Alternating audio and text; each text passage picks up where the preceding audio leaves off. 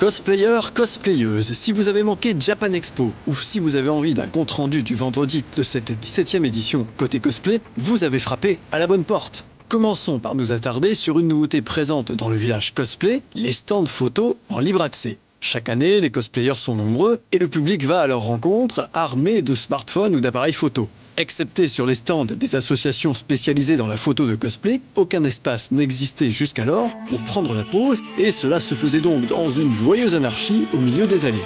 Bon, c'était encore un peu le cas cette année, mis à part 2 décors mis à disposition de manière plus formelle afin de pouvoir faire des photos dans de meilleures conditions et qui sait, l'essai sera peut-être transformé avec plus de moyens l'an prochain.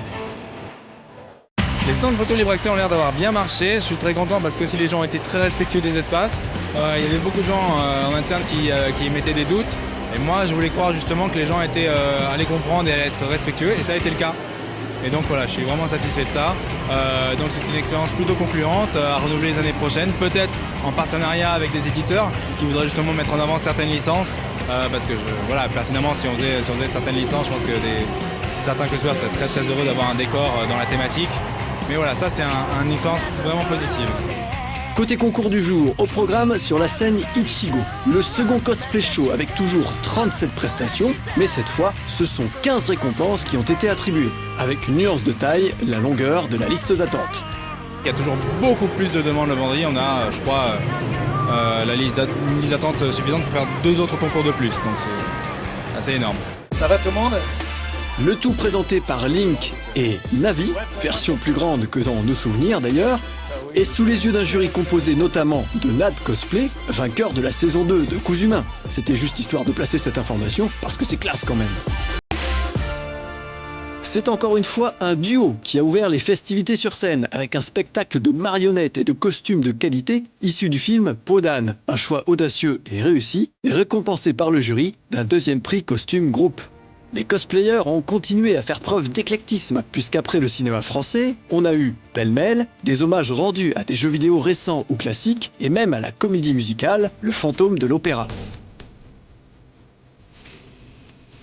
Le 3e prix solo prestation eut le bon goût de mêler le tout avec une troubadour issue de Dragon Quest IX. Vous aurez reconnu une reprise très personnelle d'une chanson de l'étrange Noël de Monsieur Jack. Je sais, mais je crois que je n'ai pas le choix, c'est bien pour lui que je fais tout ça, aidez-moi. Mais que serait un cosplay show sans une touche de kawaii, de rythme, de bataille épique, de Disney ou de Magical Girl ? Quand soudain arriva l'inévitable, l'arrivée d'une licence récente et populaire, Overwatch. Une prestation tout en humour et en précision, et récompensée d'un 2e prix prestation catégorie groupe. Et à l'image du nombre de frags d'une personne expérimentée au milieu d'une map remplie de noobs, les prestations primées se sont enchaînées sur scène. 2e prix costume pour cette Alika issue de Terra Battle qui a su atteindre le cœur du jury grâce à sa jolie mise en scène. Prix espoir pour le groupe Metroid et son duo de Samus Aran accompagné de la créature éponyme. Un travail impressionnant sur la tenue de combat et un effort de mise en scène qui a été très justement encouragé. 1er prix prestation groupe pour Beast, Dagger et Duel issus de l'univers de Black Butler Book of Circus, avec un numéro des plus réussis et un usage bien inspiré de la BO d'American Horror Story.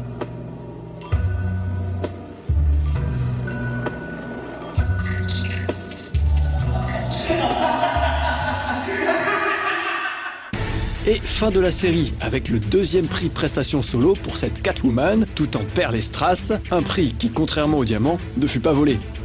On a assisté à un concours au niveau global élevé, où même ceux qui sont repartis sans prix n'ont pas démérité. Le trio issu de Final Fantasy X-2, composé de Pain, Riku et Yuna, a su enflammer le public. Mais c'est la qualité de ses costumes qui lui permet de repartir avec le 3e prix costume groupe. Le temps a filé à une vitesse folle en ce vendredi, et cela ne pouvait qu'attirer la curiosité d'un seigneur du temps. Félicitations au 10e Docteur pour son entrée sur scène et son costume qui lui permet de repartir avec la 3e place en costume solo. La popularité de Pokémon ne faiblit pas, et ce duo Flora et Brice peut en témoigner. Leur prestation mêlant univers du jeu et réalité leur a permis de remporter un 3e prix prestation de groupe. Faire une bonne bande-son et caler sa prestation dessus, c'est la base. Mais réussir à allier parfaitement les deux, c'est plus difficile. ouvrez bien les yeux et les oreilles, car en voici un exemple parfait. Félicitations du jury et premier prix Presta Solo pour Nolio et son interprétation de Ichigo Hitofuri du jeu Touken Ranbu. Un travail de précision comme on aimerait en voir plus souvent.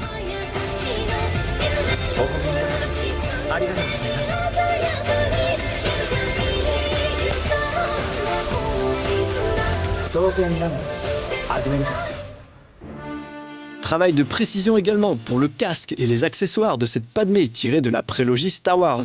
Un prix Forge bien mérité pour elle et un point bonus pour l'autodérision dont elle a su faire preuve en fin de presta. La fin du concours approche, nous sommes dans le dernier tiers et même s'il ne s'agit que d'une compétition amicale et non violente, il reste encore 3 prix dont les 2 premières places costumes à attribuer. Et puisqu'on parle de non-violence, voici justement le duo Mylina et Sub-Zero, tiré de la franchise Mortal Kombat. Règlement oblige, pas de faux sang qui gicle, mais un combat qui pète la classe au moins autant que leur costume et qui remporte le premier prix de leur catégorie. Bon, en même temps, c'est du Mortal Kombat, hein, c'est dans l'esprit.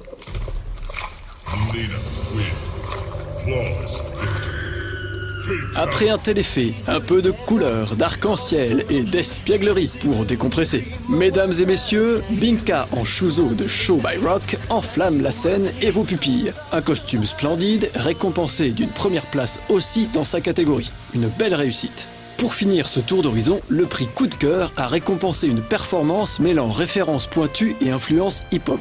Vous connaissez sans doute les poses du Great Saiyaman et de Great Saiyawoman, avatar de Son Gohan et Videl. Maintenant, observez ceci à la sauce popping.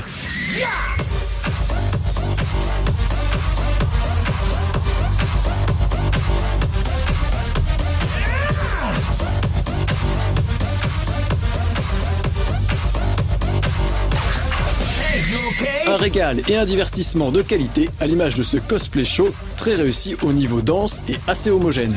On n'en a pas fini avec cette journée du vendredi puisque nous sommes allés à la rencontre d'un autre invité cosplay de la convention, l'américain Volpin Props, spécialisé attendez, j'ai un trou, ça va me revenir.